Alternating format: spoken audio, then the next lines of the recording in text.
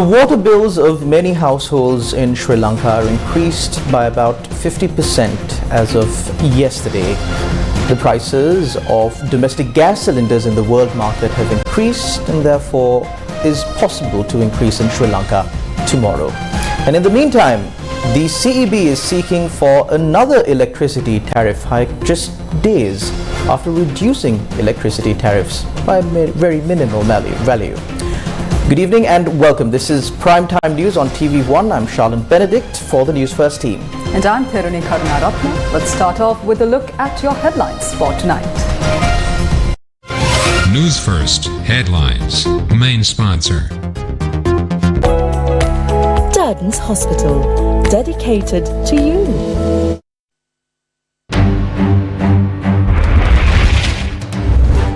Households using less than 5 water units to get a tariff hike of 50%, while those using over 75 units get a tariff hike of 26%. Additional charge of 2.5% for consumers who fail to settle bills within 30 days. LP gas prices to be revised from Friday. Ceylon Electricity Board seeks approval for another tariff hike. India-Sri Lanka to begin talks on petroleum pipeline. Nigeria cuts power supply to Niger Republic. News First Headlines. Main sponsor. Durden's Hospital, dedicated to you. In your top story this evening, Sri Lankan authorities have decided to increase the water tariff with effect from the 1st of August and published an extraordinary gazette detailing the revision. Now, this revision will apply to all user categories, excluding Samurdhi recipients and tenement gardens. How will the monthly domestic water bill increase?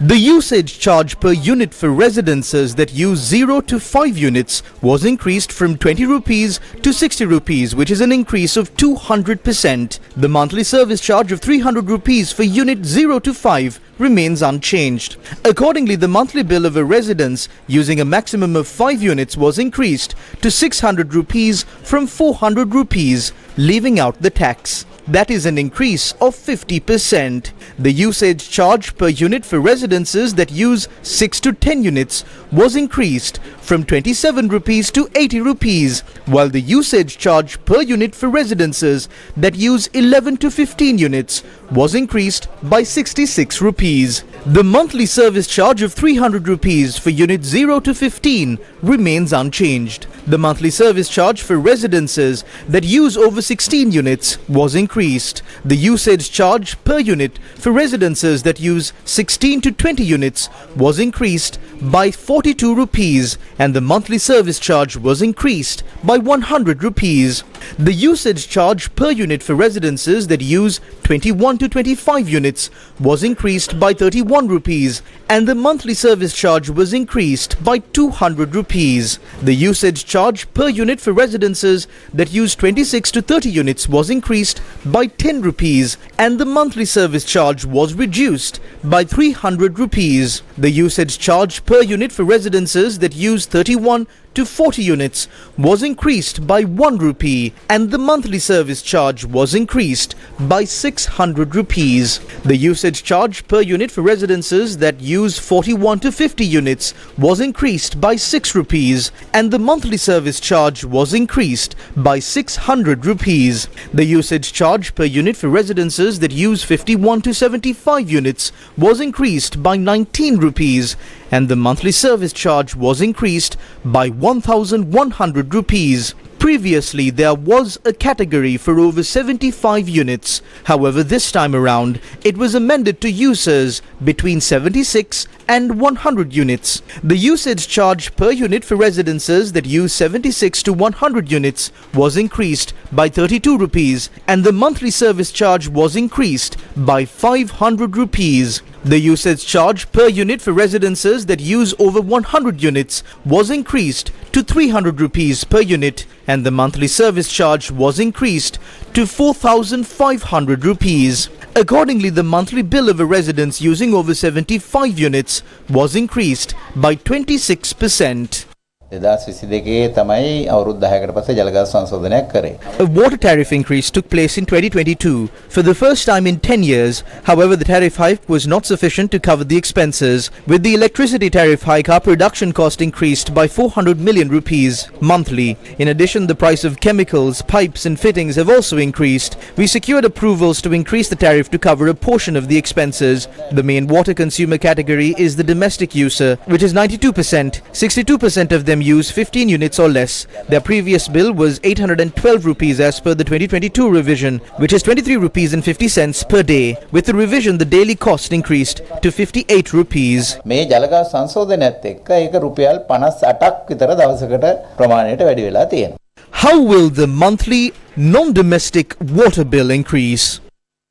According to the Extraordinary Gazette, the tariff for public stand posts and garden taps was increased. The unit price for a unit in the public stand posts and garden taps category was increased from 15 rupees to 60 rupees, which is an increase of 300%. The monthly service charge for 0 to 25 units was increased from 300 rupees to 400 rupees. The tariff for government and assisted schools, religious and approved charitable institutions and non-profit organizations was increased by 900%. The unit price of 6 rupees that was charged for 5 units or less was increased to 60 rupees. The monthly service charge of 50 rupees was increased to 400 rupees. A religious institution or school that consumed 5 units per month tax-free for 80 rupees will now have to pay 700 rupees, which is an increase of 775%. The unit price for government and assisted schools, religious and approved charitable institutions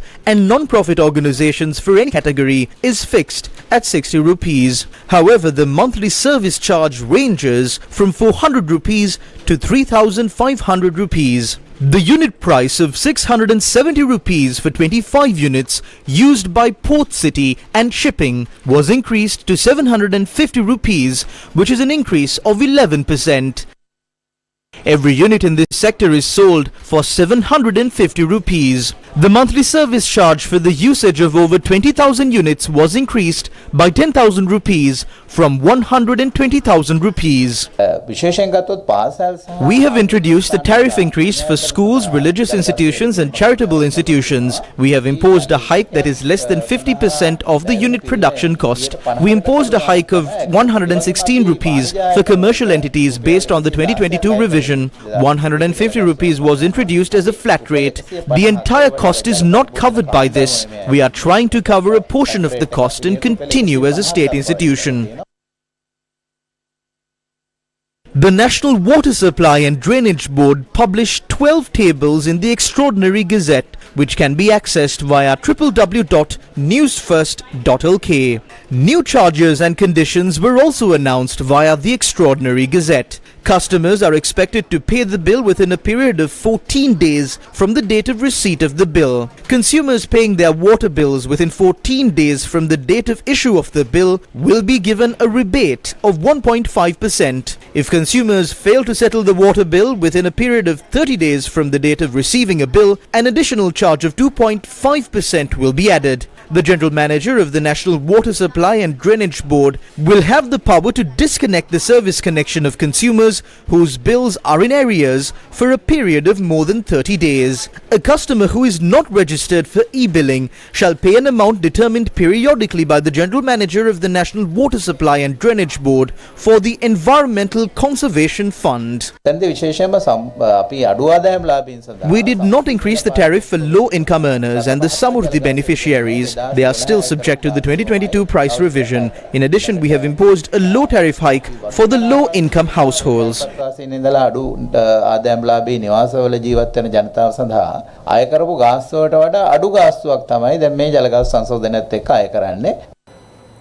Meanwhile, Litrogas has said that the LP gas prices in the world market have increased. Litrogas chairman Mudita Piri said that with the price hike in the world market, local LP gas prices will be revised and the announcement will be made on Friday. The chairman of Litrogas said a metric ton of LP gas is sold for over $87 in the world market. Sri Lanka's LP gas prices are revised monthly as per the world market prices. The Ceylon Electricity Board has submitted a request to the Public Utilities Commission to increase electricity tariffs again. Why is the CEB submitting a request to increase electricity tariffs a few weeks after they were reduced? We delved deep into this issue.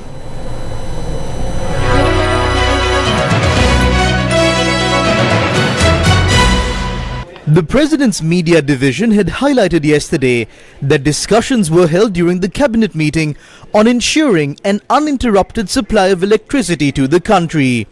The statement goes on to note that if the setting up of ships fitted with generators is expedited, the power crisis in the country can be resolved. A ship fitted with generators for the purpose of supplying electricity is known as a power ship.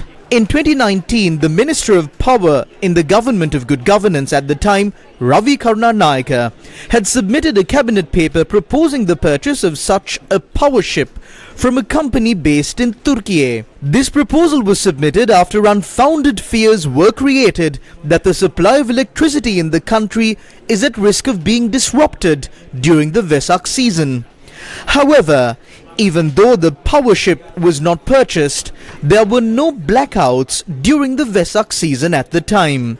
It is possible that this same power ship from Turkey is shrouded somewhere in the conversation that ensued during the recent cabinet meeting. The General Manager of the Ceylon Electricity Board submitted a proposal to the Public Utilities Commission of Sri Lanka on the 21st of last month. This proposal seeks permission to increase electricity tariffs.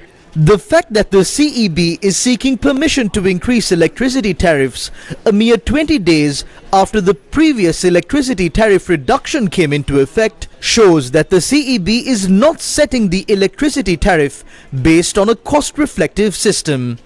According to this document, the CEB wants to purchase a further 500 gigawatt hours. For how long the CEB wants to make this purchase is not indicated in this document.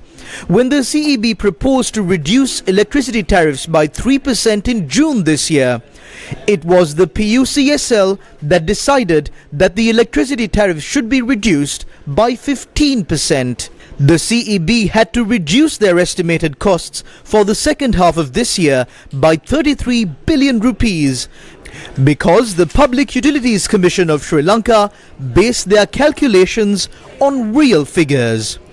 The General Manager of the CEB has predicted that this 33 billion rupees in estimated costs that were reduced would translate into a loss suffered by the CEB. In this letter, the General Manager of the CEB does not, however, speak about the fact that there is a reduction in the consumption of power in the country by about 10 gigawatt hours, and as a result of this, the thermal power plants owned or contracted by the CEB are now producing an excess of 10 gigawatt hours daily. Are these attempts to increase the electricity tariff being made at a time when there is an ample excess of power generated to meet any shortfall, to re-energize the project to acquire the power ship that failed during the reign of the government of good governance?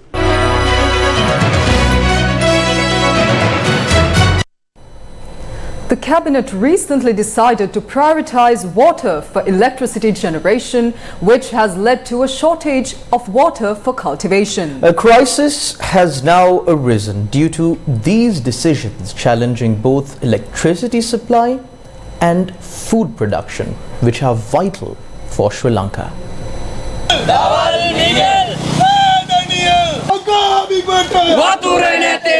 Rice farmers from the Valava Left Bank gathered opposite the Mayurapura Mahavali Zonal Office on Thursday in order to reach a solution to the water crisis. Farmers say that if steps are not taken to solve the water crisis, the paddy lands will be destroyed.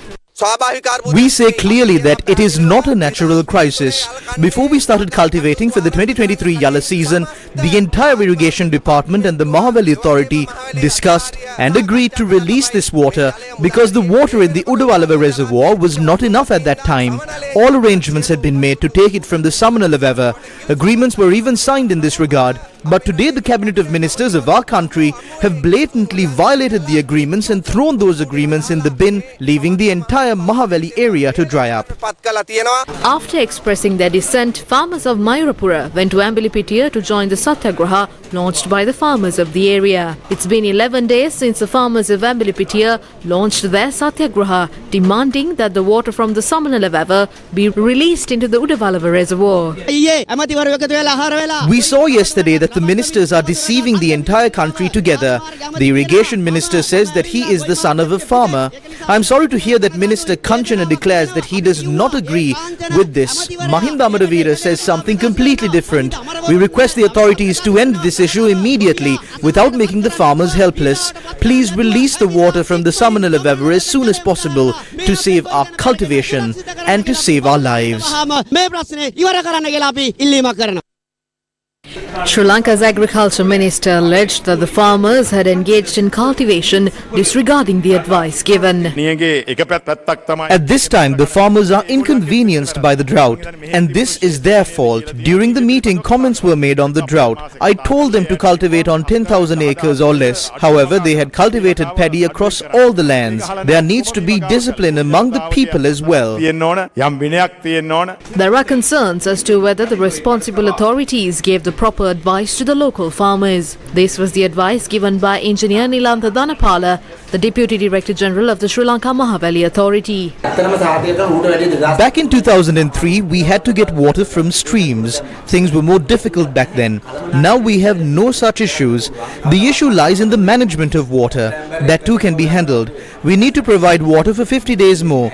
We will probably run out of water somewhere around the 1st or 2nd of September.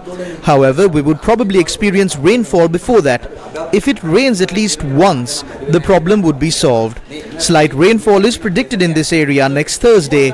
Rain was predicted today as well. However, I couldn't get that confirmed. Rainfall is also predicted for the next week.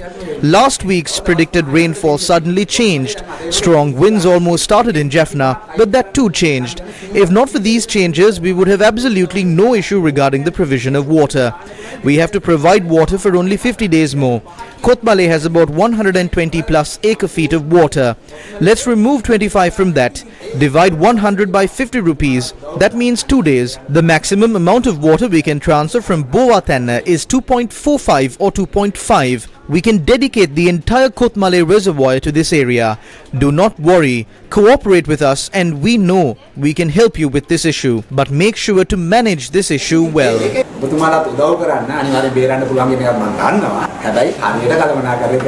The schedule given by the Director of the Water Management Secretariat before the start of the Yalla season last March had assured the farmers that water will be provided until the end of the season. While the minister accuses the farmers when the officials had failed to give the correct instructions, should the farmers have to pay themselves a compensation? Who will take responsibility for the farmlands of the Hambantota district that are currently getting destroyed? They did not provide us with water. The cabinet agreed to destroy the livelihoods of farmers and agriculture as well. We have neither electricity nor water. The parliamentarians we voted for should face the consequences of this. Our mentalities are being negatively affected due to this. We are helpless. We spent so much on this cultivation. All our belongings have been mortgaged. What do we do now? We are very helpless now. This is an issue that should have been solved a long time ago. They always unload the problem on the people and try to get money for themselves. Ruling party members hailing from the Hambantota district have decided to take a stand on behalf of the local farmers. SLPP MP and Deputy Parliament Speaker Ajit Rajapaksa commented on the matter at the Parliament gates. බලපදේශක ජීවත් වෙන පුද්ගලයෙක් හැටියට මට මේ වෙලාවේ විශේෂයෙන් අපේ රජයෙන් As a person living in a farming area, I am not satisfied with the intervention of our government at this time. Some of our ministers are acting on the advice given by some officials. We are very sorry for that. There is no justice for the innocent farmers living in our area. We are very disappointed with the support received from some ministers in the cabinet at this time. Some people may think this water problem is compensated and that this can be resolved. But saying that compensation has been paid does not provide justice. As a government, we support everything of the government and provide all the necessary support to run the country. And we need more support in this matter. හැම දෙයකම සහයෝගය දෙනවා අවශ්‍ය රට කරගෙන යන අවශ්‍ය සියලු සහයෝගයන් දෙනවා. ඒ වගේම මේ ප්‍රශ්නෙදිත් ඊට වඩා එකතු වෙච්ච සහයෝගයක් අපිට අවශ්‍යයි. ඒ එකතු වෙච්ච සහයෝගය තවමත් ලැබිලා නැහැ. පාර්ලිමේන්තුව තුළ අද මේ සාකච්ඡා තියන්නත් බැරුනේ ඒ හින්දාත් දන්නේ. I really did not know that. Only after we are ready for this will we know what the need is for this in the parliament. So let's see what will happen in the future. ඔබතුමාගේ මේකට තියෙන පිළිතුර මොකක්ද? මොකක්ද? The water in the Samanala River should be released immediately. Why couldn't the Deputy Speaker hold a press conference to comment on the water crisis in Parliament? These were the views expressed by MP Vasudevan Anayakara.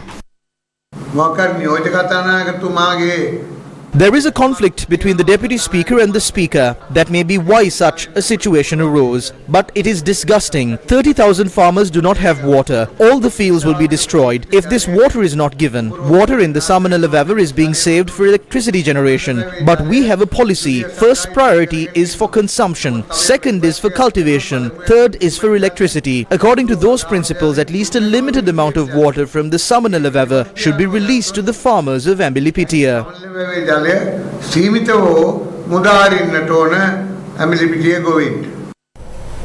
The Telecom Trade Union Alliance staged a protest on Thursday afternoon. Employees attached to the Sri Lanka Telecom alleged that the committee appointed to restructure SLT and the administration are taking measures to slash the benefits and allowances.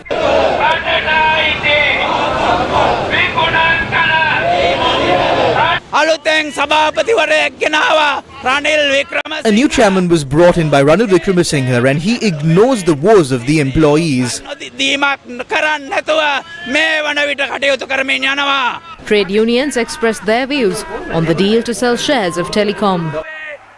President Ranil Wickremesinghe went to India. Who did he meet after going to India? There are attempts to sell the remaining shares of SLT to Lanka Mobile. Therefore, we would like to inform Ranil Wickremesinghe that we will not allow this company to be sold. India and Sri Lanka are to begin talks on a petroleum pipeline project. New Delhi and Colombo are set to begin technical discussions that could pave the way for a multi-product petroleum pipeline between the two South Asian nations. According to Indian media, the project, which was announced during President Ranil Wickremesinghe's visit to India in July, is expected to help Sri Lanka improve its energy security at an affordable cost. Among other things, the meetings are expected to touch on the physical alignment of the petroleum pipeline. A proposal currently under discussion is for the pipeline to run from Nagapattinam in Tamil Nadu to Jaffna in northeast Sri Lanka. However, these proposals are understood to be at a preliminary stage. The aim of the pipeline will be to improve Sri Lanka's energy security at an affordable cost. The talks follow the 2022 economic crisis that left the island nation facing crippling shortages of energy. Widespread power cuts and fuel shortages fueled public discontent, which led to the fall of President Gotabaya Rajapaksa's government, paving the way for Wickremesinghe.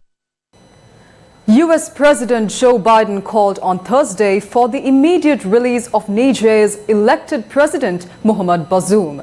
Nigeria has disconnected the supply of 150 megawatts of electricity daily to Niger as part of efforts by the Economic Community of West African States to restore democracy in that nation.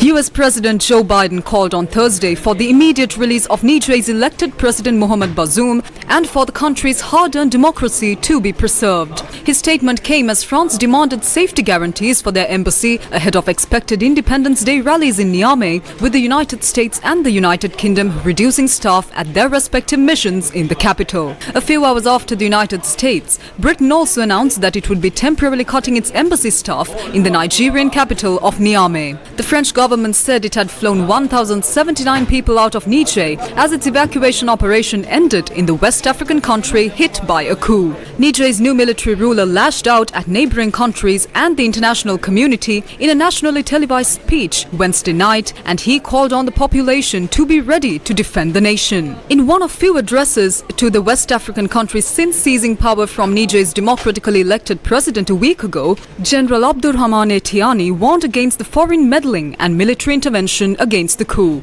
Key events in Niger so far. Niger's elected President Mohamed Bazoum had been held by the military since the 26th of July in the third coup in as many years to topple an elected leader in the Sahel. The head of Niger's powerful presidential guard, General Abdurrahman Tiani, has declared himself the country's new leader. Former colonial ruler France and the European Union have suspended security cooperation and financial aid to Niger following the coup. At an emergency summit on Sunday, the Economic Community of West African States gave Tiani 1 week to reinstate the country's democratically elected president and have threatened to use force if the demands aren't met. Nigeria has cut its electricity supply to Niger in line with the sanctions decided by the West African neighbors of Niger destabilized by a coup. The disconnection was effected by the transmission company of Nigeria, TCN, directly involved in the transmission of power on Tuesday night.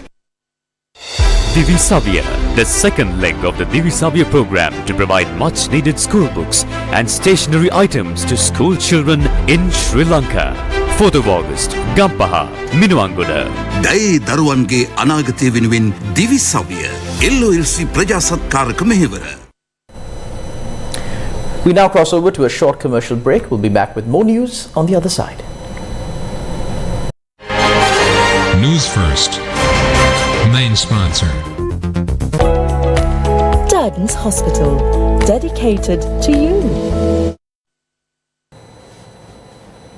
Welcome back to the news. Two SLPP parliamentarians shared opposing views with regard to the water tariff hike at two separate press conferences at the Sri Lanka Podu Jana Peramuna party headquarters. Those depending on the Samruddhi have been excluded. In the past, we were not even able to distribute the fuel due to the lack of funds. There are no power cuts and there is no fuel shortage at present. There are no queues as well. However, we are forced to undertake a burden for a few days. අපිට ටික දවසක් මේ බර දරන්න සිද්ධ වෙනවා. ඔබතුමාගේ දැනීමේ හැටියට මේ ජල බිල්පත වැඩි කරන්න හේතු වෙන්නේ නැත්තේ මොකද්ද? ජල බිල්පතේ cost එක වැඩි. The cost has increased. When the electricity bill increases, this affects the water board. When the price of oil is increased, it also has an effect. We all have to accept that the water bill has not increased by even a penny for 7 or 8 years. They tried to increase it once when Minister Hakim was there. After that, it was not increased. The minister also did not increase it at the time. The cost of living crisis was not solved, and the gazette on the water tariff hike comes in such a situation. We will discuss this because it was not subject to any previous discussion. We will make the necessary interventions to reduce the tariff by a few percentages at least. උත්සාහය තව 100%කින් 2%කින් හරි මේ වැඩි කරන්න හදන බිල්පත පහළට ගේන්න. Opposition leader Sajid Premadasa commented on the water tariff hike. The government, which said that it will recover the bankrupt country, has now decided to increase the domestic water tariff from 23% to 50%. The people of this country have been deceived by some hoax. They have been manipulated into thinking that the problems of the country are solved. There is no real problem in the country and people are not suffering. There is no pressure, and now suddenly the government increased the water tariff from 23% to 50%. I would like to ask the government how they hope to recover the country by placing burdens on the laurels of the people in this way. The electricity bill is increasing and now the water bill has been increased, and we hear that the cooking gas price will increase tomorrow. How can the people of this country live like this? Large crowds of people were seen standing in queues close to branches of state banks across the country today. Now, they were anticipating to open bank accounts required for the Asvasuma social welfare program. Long queues were seen opposite state banks in Shenkaladi Batiklo since Thursday morning.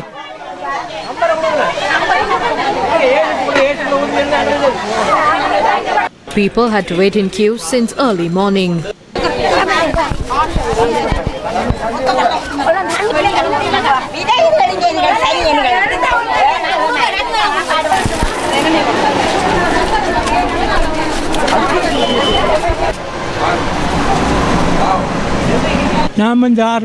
I came here at 6 in the morning. I have been coming here for 2 days now. Nothing has happened so far.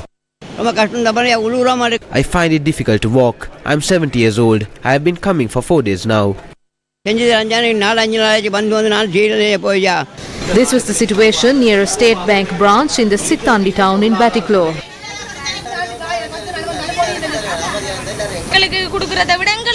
We come here despite the elephant problems in our area. Absolutely nothing has happened so far. People of Martale who had come to open bank accounts for the Asvasuma program stood in queues near State Bank branches in Martale town. This was the situation near state banks in Kaluthara North and Kaluthara South. The National Movement for the Protection of Patients' Rights and Free Health convened a media briefing in Colombo. The Health Service Summit was held at the South Siripai Auditorium of the Construction Industry Development Authority.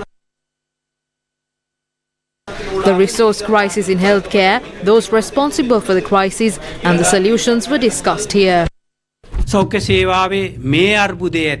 healthcare crisis was caused by the last economic crisis. As a result of the economic crisis, everyone stopped ordering medicine and equipments for the health service.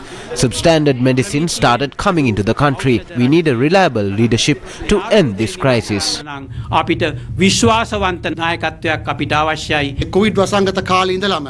the time of the COVID pandemic, we have discarded scientific approaches and decisions are made by politicians and politically friendly officials. That is why I say that restricting the dissemination of truth to the media or mass media is criminal. Court report says that some public officials should no longer be in public service.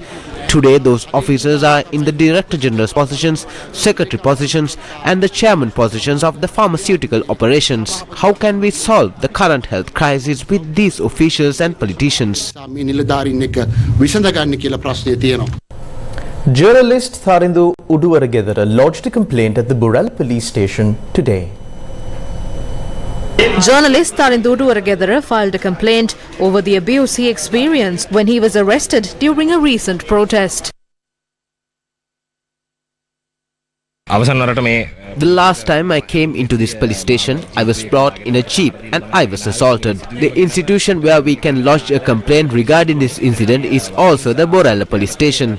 Torturing a person and treating them in a cruel and degrading manner are unlawful acts. The police cannot act like that. The people of this country should know that. The police cannot treat anyone in this country like that. They have no right to do that. If they do something like that, a complaint must be made against them. Sri Lankan President Ranil Wickremesinghe plans to press ahead with his quest for the full implementation of the 13th Amendment as part of his reconciliation efforts. India's The Hindu website, quoting officials from the Sri Lankan President's office, said that the minority Tamil community in Sri Lanka has been demanding the implementation of the 13th Amendment that provides for devolution of power to it. The 13th Amendment was brought in after the India-Sri Lanka Agreement of 1987. It created 9 provinces as devolved units with a temporary merger of the northern and eastern provinces. The Hindu website quoted presidential officials who said President Wickremesinghe would deliver a speech in Parliament next week when it is reconvened for its regular session. The official from the President's office said that the President will outline his plan to implement it with all powers that could be granted to provincial councils. During an all-party meeting last month, Wickremesinghe had said that all powers except police powers could be granted to the councils. However, the main Tamil party, the Tamil National Alliance, was adamant about holding the stalled provincial council elections at the talks.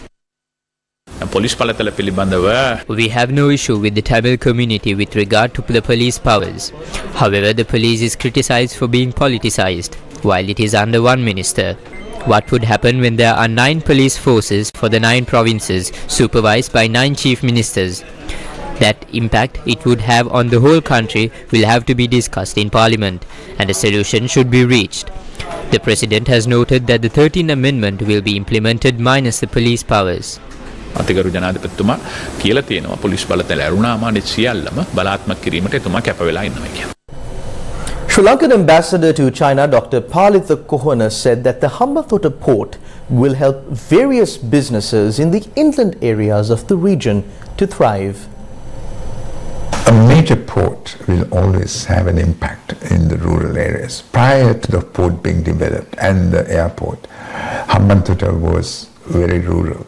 But now it has the opportunity to become the hinterland of this port, which will provide it, which will give the hinterland the opportunity to provide the food, the water, the accommodation, etc.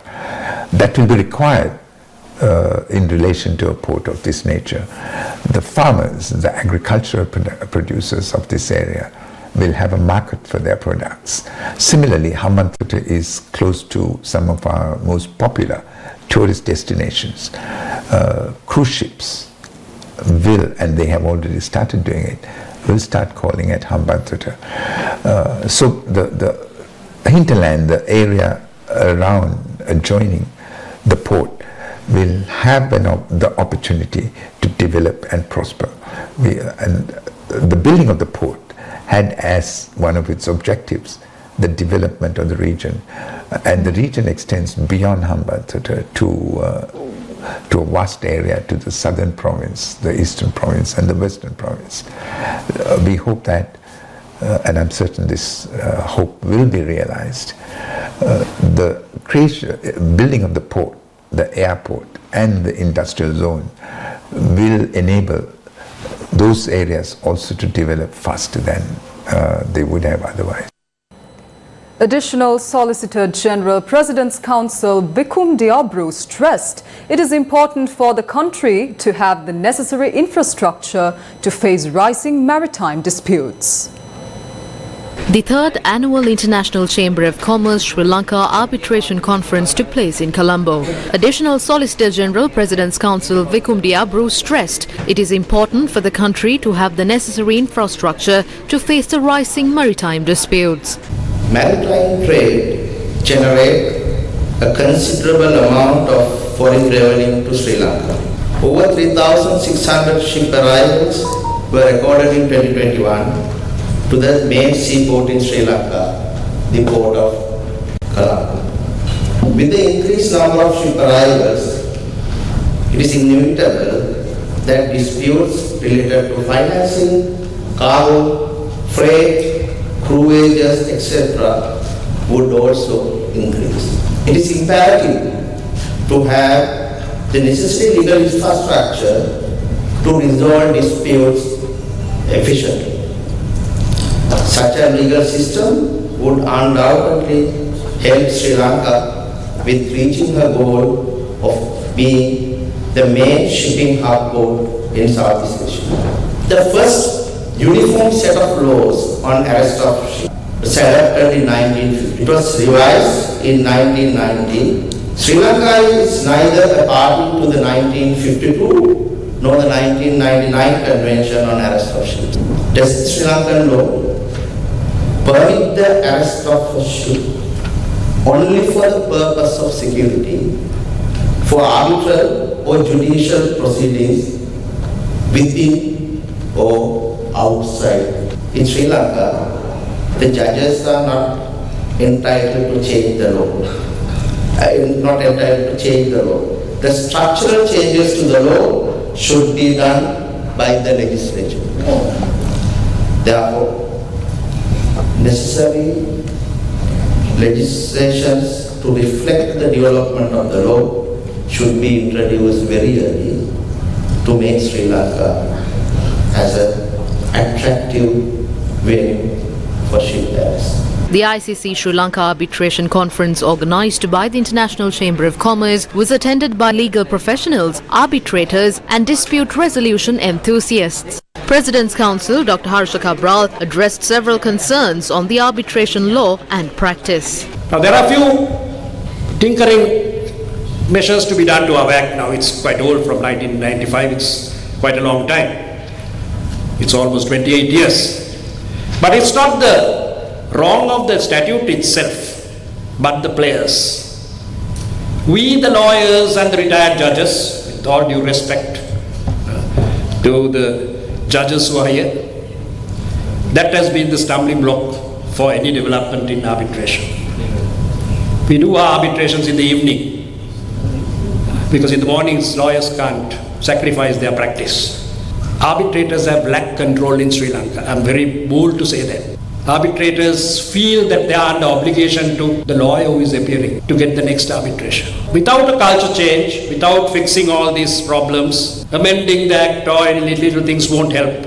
The mind change of the arbitrators, the practicing lawyers, and any stakeholder who comes into arbitration is essential. And that's a wrap of Primetime News on TV1 for tonight. Thank you very much for watching. I'm Charlene Benedict for the News First team. And I'm Kirini Karunaratne. Good night.